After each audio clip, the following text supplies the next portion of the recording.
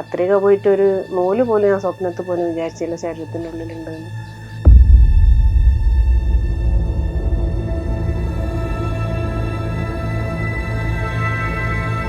ബാത്റൂമിലൊക്കെ പോയിട്ട് ഇങ്ങനെ വളഞ്ഞു പോയി. ഞാൻ പിന്നെ നേരെ നിൽക്കാൻ പറ്റാത്ത അത്രയും വേദനയ്ക്ക്.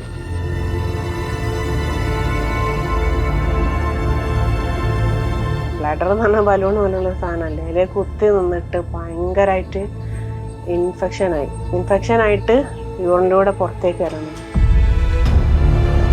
കത്രിക എടുത്തതോടു കൂടി എല്ലാവരും വിചാരിക്കും നമ്മളെ ദുരിതം തീർന്നു, അതിനേക്കാൾ വലിയ ദുരിതത്തിലേക്കായി.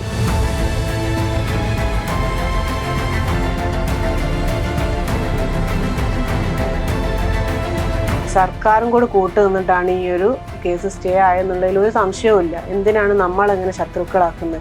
ഇത്രയും ഒരു ജീവിതത്തിൽ അനുഭവിക്കാവുന്നിടത്തോളം അനുഭവിച്ച ഒരു സ്ത്രീയെ, ഒരു കുടുംബത്തിന് എന്തിനങ്ങനെ വെറുതെ വീണ്ടും ദുരിതത്തിലേക്ക് തള്ളിയിരുന്നു? ഞാൻ ജീവിതത്തിൽ ആദ്യമായിട്ടൊരു സമരത്തിലേക്ക് ഇറങ്ങുന്നത്.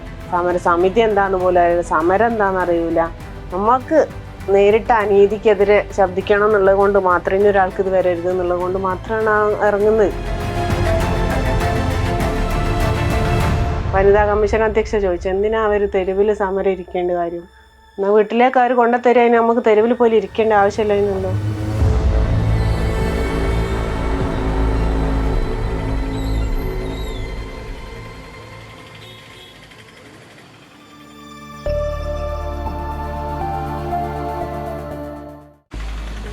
കേരളത്തിലെ മെഡിക്കൽ ബ്യൂറോക്രസിയുടെയും ആരോഗ്യ സുരക്ഷാ സംവിധാനങ്ങളുടെയും ജീർണതകളെ പുറത്തു കൊണ്ടുവന്ന ഒറ്റയാൾ പോരാട്ടമായിരുന്നു ഹർഷിന നടത്തിക്കൊണ്ടിരുന്നത്.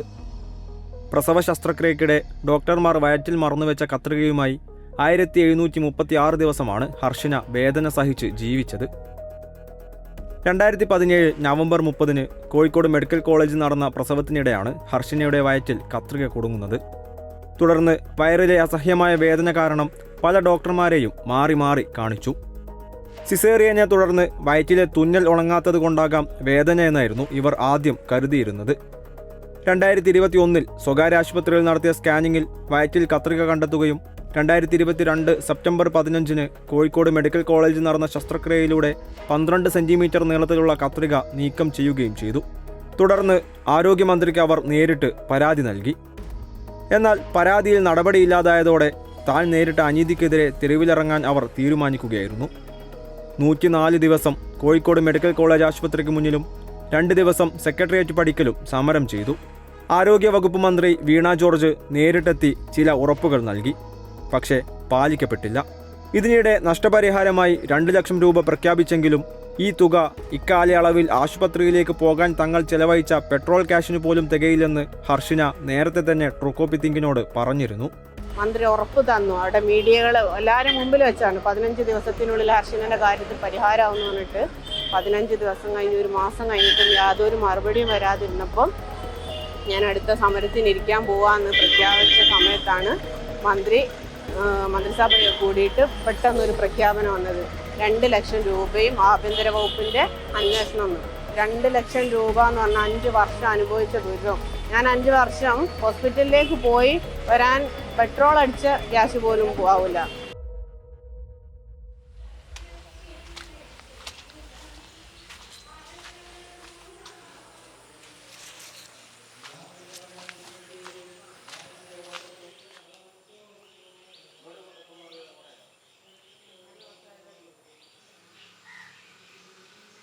ഇപ്പോൾ 33 വയസ്സായി.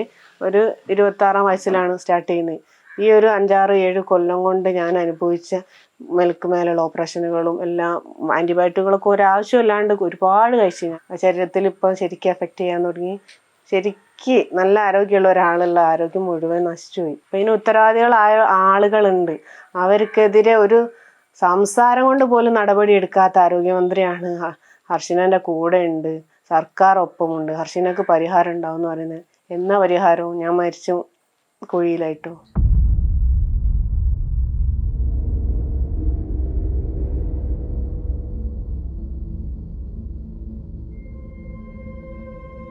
സെപ്റ്റംബർ 28 നമ്മൾ ആദ്യമായിട്ട് ഞാൻ തന്നെ എഴുതിയിട്ട് 2022 സെപ്റ്റംബർ 28 ഞാൻ തന്നെ എഴുതി ഹസ്ബൻഡ് പോയി മെയിൽ ചെയ്ത് കൊടുത്തു.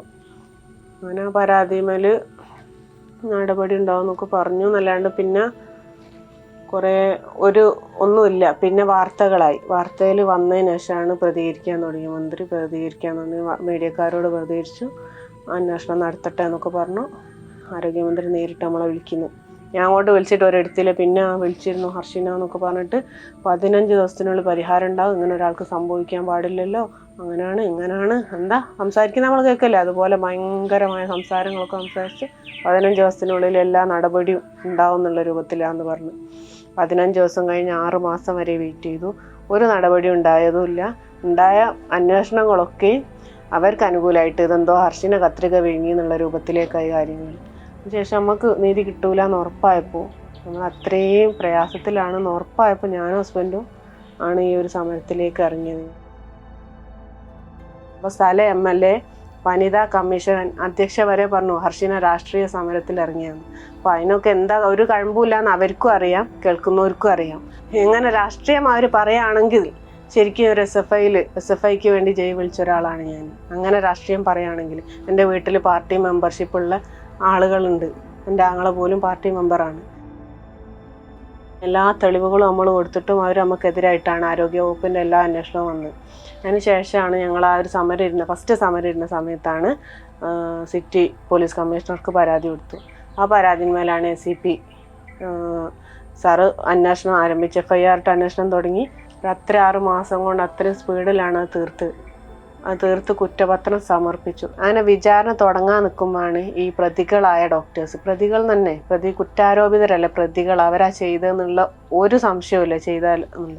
അപ്പോൾ അവർ പോയിട്ട് ഹൈക്കോടതിയിൽ, അവർക്ക് നല്ല സാമ്പത്തികത ഉണ്ട്, പിടിപാടുകളുള്ളത് കൊണ്ട് അവർ ഹൈക്കോടതിയിൽ നമ്മളെ പോലും അറിയാതെ ഹൈക്കോടതിയിൽ പോയി അവർ സ്റ്റേ വാങ്ങിയിട്ട് സ്റ്റേൻ്റെ ആ ഒരു നോട്ടീസ് ഞങ്ങൾക്ക് വരുമ്പോൾ മാത്രമാണ് ഈ ഒരു സാധനം സ്റ്റേ ആയത് നമ്മൾ അറിയുന്ന ഈ ഒരു കേസ്.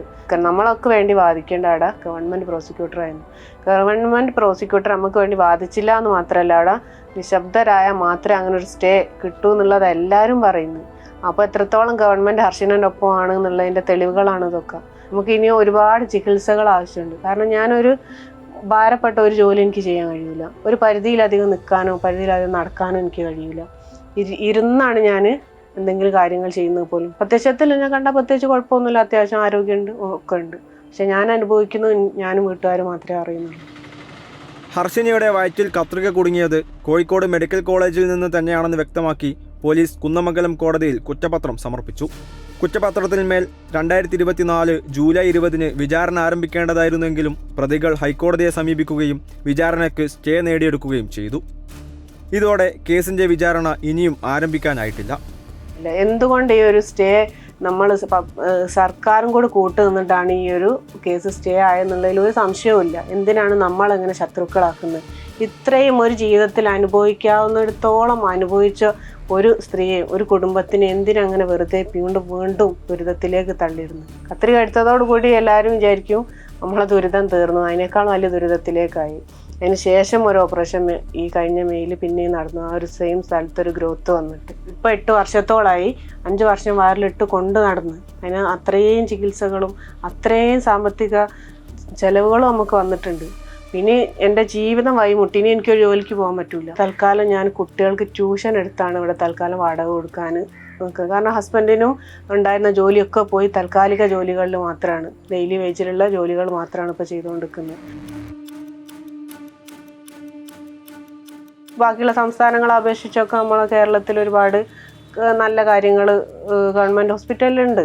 പക്ഷേ അതിന് ഇതുപോലെ ഒറ്റപ്പെട്ട സംഭവം എന്ന് പറഞ്ഞാൽ ഓരോ കാര്യങ്ങളും ഒറ്റപ്പെട്ടതാക്കി പാവപ്പെട്ട ഇതുപോലെയുള്ള ഓരോ അവസ്ഥകൾ വരുന്നത്. നമ്മൾ പല കാര്യങ്ങളും ഇപ്പം ഞാൻ ഒരു സമരം ഇരുന്ന സമയത്ത് തന്നെയാണ് ഒരു ICU പീഡനം അവരെ നേരിട്ട് എനിക്കറിയാം. അപ്പോൾ അവരൊക്കെ അനുഭവിച്ച ആ ഒരു അവസ്ഥ കേട്ടാൽ മനസ്സിലാവും. അപ്പോൾ ഇതിനൊന്നും ഒരു നടപടി എടുക്കാതെ നമ്മളാളുകളെ സംരക്ഷിച്ച് നിർത്തിയിട്ട് മറ്റവരൊക്കെ ശത്രുക്കളാക്കി, അല്ലെ രാഷ്ട്രീയപരമായിട്ടോ വേറെ എന്തെങ്കിലും രൂപത്തിൽ ശത്രുക്കളാക്കി അവർക്കൊരു പരിഹാരം കാണാതിരിക്കുന്ന ആ ഒരവസ്ഥ, അത് ശരിക്കും നമുക്ക് പറയാതിരിക്കാനില്ല. ചെയ്യാൻ പറ്റുന്ന കാര്യങ്ങളുണ്ട് ഒരുപാട്. എല്ലാ തെളിവുകളും ഉണ്ടായിട്ടും റിപ്പോർട്ടുകൾ വന്നിട്ടും